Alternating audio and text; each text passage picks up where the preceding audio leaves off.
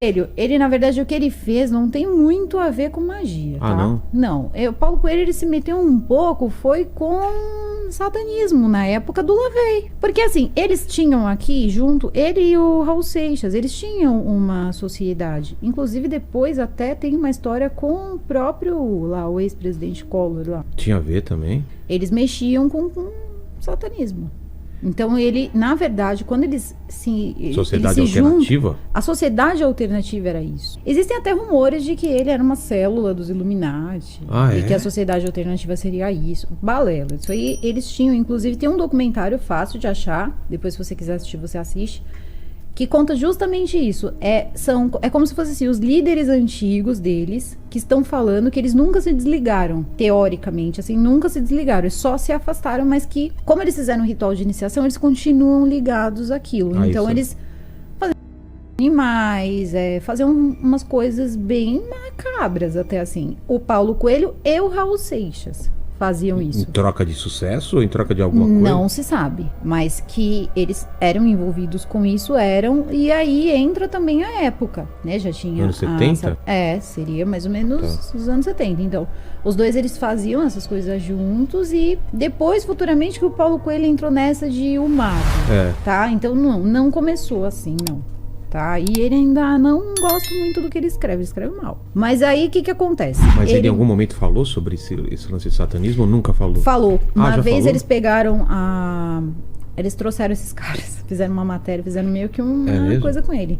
Era uma matéria falando do Raul Seixas. Aí falavam dessas pessoas, né? Que eu não lembro mesmo o nome do grupo, tinha um nome diferente. E eles também eram como se fosse uma vertente do satanismo. E mostraram os caras falando que eles nunca tinham se desligado e tal. E aí eles foram atrás do Paulo Coelho, que na época estava morando em Portugal, e falaram pra ele, isso aqui é verdade e tal. Ele dizia, não, isso era uma coisa que a gente experimentava na época, porque era novidade, que não sei o que. Tá, tudo bem, mas a pergunta era, você fez parte ou não fez? Só que tem foto dele com nessas paradas, Então depois você procura, qualquer um que estiver assistindo, acha esse documentário inteiro, assim. Como chama? Você joga lá, Paulo Coelho e Raul Seixas no YouTube. Tá, vai aparecer. Histórias... Aí você pode ir colocando, satanismo. Tá. Ou alguma coisa assim. E é até uma matéria grandinha, assim. Deve ter, acho que, seus 20 minutos por aí. E passa bastante coisa.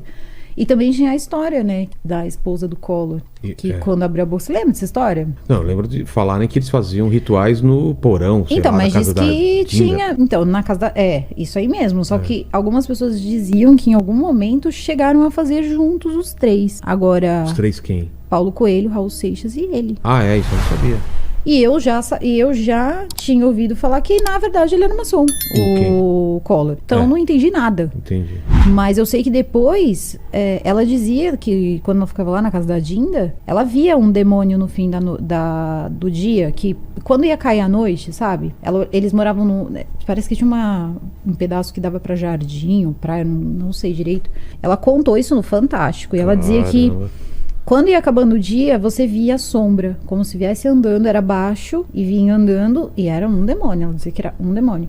E quando chegava perto, ele saía, dava alguma coisa pra esse demônio, e aí depois ele terminava passando pela janela, e ela via todo dia. É pesado esse relato, entendeu? Tanto que eu nunca nem falei disso, sim, no canal. Caramba. Porque é pesado, o bagulho era a mulher, você tá falando? A mulher dele, do Collor, que contou. Ela morreu ou não? Não, ela tá viva. Mas ela que contou essas histórias. Eu vou ver essas histórias. Depois procura direitinho que você vai... Que, né? Pesado.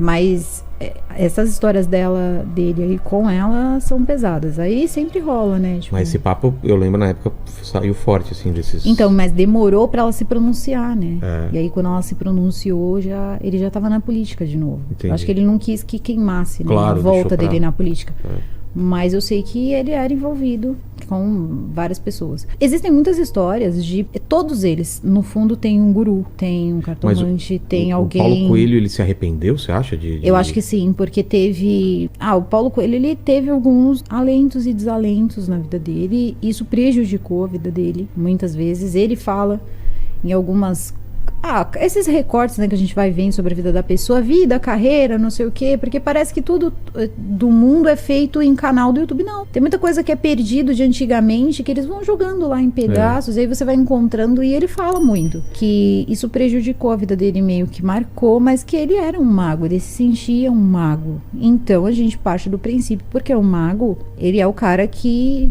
de tudo sabe um pouco, porque eles nunca admitem que sabem tudo, mas de tudo sabem um pouco. E são, no fundo, quando se tornam mesmo magos, são sábios. Um alquimista. Né? E ele se sente mesmo, meio que assim, ele tenta passar, né, a persona que ele criou nos livros dele. A questão também tem tem um livro que acho que é O Demônio e a Senhora Prey, alguma coisa assim, O Demônio e a Senhora. Foi um dos poucos livros dele que eu li e gostei. Nada mais é do que a história de um homem, na verdade ele é o demônio, e ele esconde um monte de ouro, e ele conta pra uma pessoa e diz pra ela que vai ser dela se ela não contar pra ninguém onde tá. Só que ela também não pode mexer. Ué.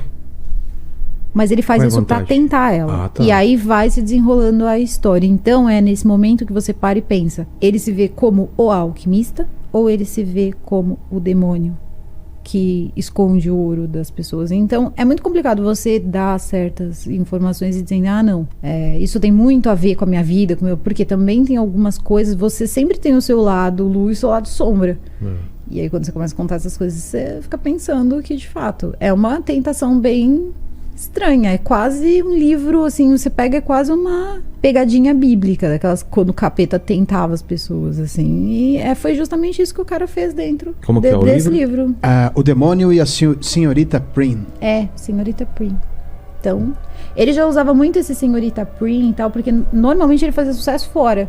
Aqui ele não vende. Não vende bem, mas lá fora é absurdo o que ele vende. Cara. Não vende? Não vende. Se você for em sebo, só tem livro do Paulo Coelho quando você pega a seção Literatura Nacional. Sei que lá na França ele é adorado, na Espanha, Portugal também. Portugal também. Ele vende muito livro lá fora, mas aqui no Brasil, não sei.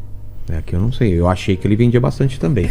Ele falou um dia que conseguia fazer chover, não é? Não tem esse papo? Olha, mas isso aí eu tenho, sei lá, tenho lá as minhas ressalvas. Porque vovó, que era uma... Sabe aquelas vovós de todo mundo? Era uma senhora negra bem baixinha e ela era avó de todo mundo. Ela era benzedeira, então ela era avó de todo mundo gostava muito dela. Era uma vozinha muito querida que morava em Pedro de Toledo. E ela morava na Serra de Pedro de Toledo. Era uma senhora e era muito engraçado porque ela era bonita. Ela tinha muita idade, mas ela tinha um rosto muito bonito. E ela era baixinha, bem baixinha assim. Só que quando vem a chuva na serra, sai destruindo as casas, assim, nessas serras, assim, a chuva derruba a árvore, derruba tudo, e ela cortava a chuva. Eu vi ela cortar a chuva. Tipo, fazer ela parar? Não é que corta a chuva, é como se fosse naquela direção a chuva não... Ela abre, e aí não estragava. Você sentiu um vento, você sentiu... Então não é como se de repente... Parou a chuva. Com esta faca eu corto a chuva. Não é um bolo, mas... Você vê a energia, tipo, que a pessoa... Parece que dá uma afastada e aquilo não destrói, a plantação não destrói as coisas. Então, esse lance de corta a chuva, faz chover, faz não sei o quê, não sei. Porque tem muito mais coisa que a gente nem escuta falar porque é preconceituoso. Se você não tivesse conhecido, por exemplo, ela lá, e se eu não tivesse conhecido, eu não ia acreditar nessa história, mas eu vi.